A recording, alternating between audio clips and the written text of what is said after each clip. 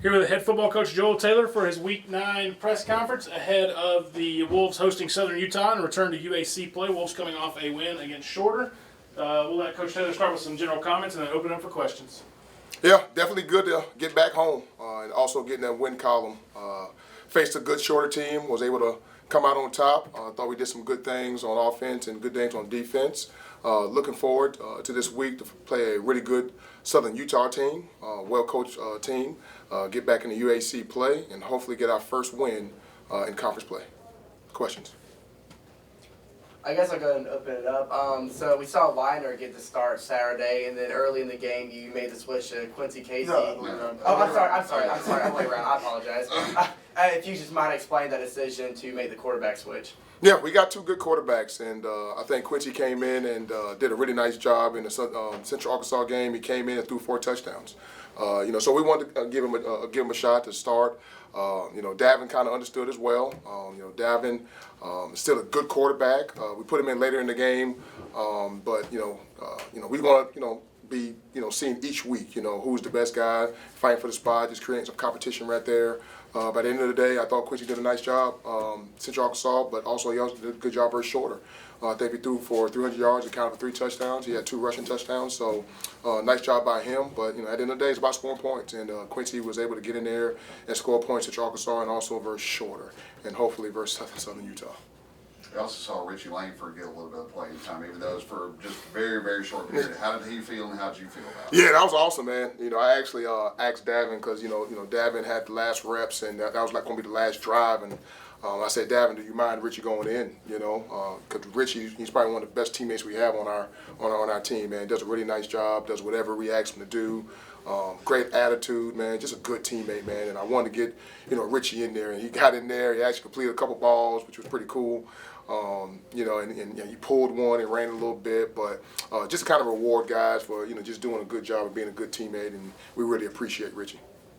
So we saw a relatively close game in the first half, but then you outscored Shorter 20-6 in that second half. So what was your message to the team in the locker room at halftime, and how did you get the team to focus on closing out strong? Well, I guess it was kind of the same because we outscored them in the first half too, 21-7. Oh, yeah. But we got that late score. Biggest thing, we went to the locker room.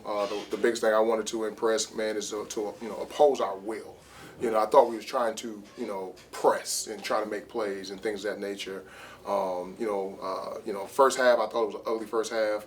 I think we had a field goal missed, a PAT missed. Might have been 2 field goals or PAT, whichever one. We had 2 missed kicks, and then we also had a lot of penalties. Very uncharacteristic, of us, but that's part of the pressing piece. We trying to make plays. So that's the message I gave our team was just, hey man, don't press. Oppose your will. You worked your fanny off. You prepared. Just go out there and play and make the plays you're supposed to make. We call it PYP. Play your position. You ain't got to do nothing else but play your position. And I think our guys did that in the second half, but we got to continue to do that. And like I said, it's part of the growth process of when you got a team down, man, you got to continue to push that gas and stay on their neck. Coach, talking about the defensive side of the ball, you saw 6 sacks on Saturday. What does that say about how the defensive front has sort of progressed as the season comes? Yeah, I think our guys been doing a really good job all year for the most part. It might have been just one game. It might have been 2 games where I didn't think we played well in the first half, but we've been playing pretty solid. Just doing a good job of trying to stay over the deep ball, which is important, and do a good job of stopping the run. Our front, they do a good job of getting off blocks and getting to the quarterback. We still got to create some turnovers. That's the one thing we are lacking. But I think we're doing a really good job of just playing fundamental football, running and tackling, keeping leverage on the box, just stuff like that. So we got to continue to do that, and I think this week is a huge week for us to do that. We're facing a Southern Utah team that's going to be really good. They're going to attack our edges, and they're going to try to hit it up inside with power. So I think we got a great challenge, coming up this week, and hopefully we can step up to it. Coach, Southern Utah, really good running game as we saw last week. They kind of established the run against Eastern Kentucky, and one of the best run backs we'll see all season. We've seen a lot of them, but this guy's up there too. So we made Shorter pretty much one-dimensional in the passing game. So how can we do that on Saturday against the Southern Utah team? Yeah, we got to play fundamental football at the end of the day. I think our scheme's a pretty good scheme. So we just got to do a good job of executing, and like I said, always keeping the leverage on the ball. Usually when you see big plays, you see it, broke leverage, get outside, and now everybody's running after it, and that guy's running away. So we got to do a good job of keeping it in the box. Got to do a good job of, spilling when we're supposed to spill, boxing when we're supposed to box, and then we got to secure the tackle. I think number 4 does a really good job. He has good vision. I think he has good patience, and he has great balance. So we got to do a really good job tackling that young man. And if we do that, I think we'll be fine. We'll force him to kind of throw the ball a little bit and see how we can stay over the deep ball and compete for those balls on the second level. Anything else? Coach, and as we go into this week, I know there's a few bumps and bruises that happens later on in the season. How's the overall health of the team? Yeah, we banged up. I'm not gonna lie to you, we're banged up. But at the end of the day, it's next man up. We got to do a great job as coaches of continuing to develop the young guys. You'll see some guys that you haven't seen before. But at the end of the day, it's next man up, and we make no excuses. At the end of the day, this game is called football, so you're going to have the bumps and bruises.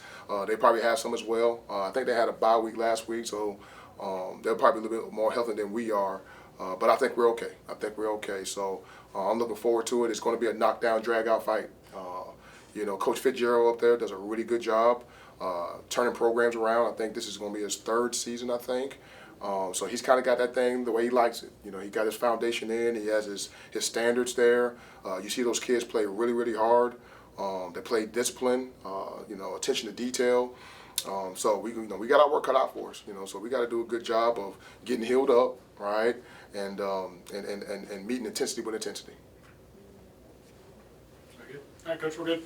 Awesome. Appreciate it.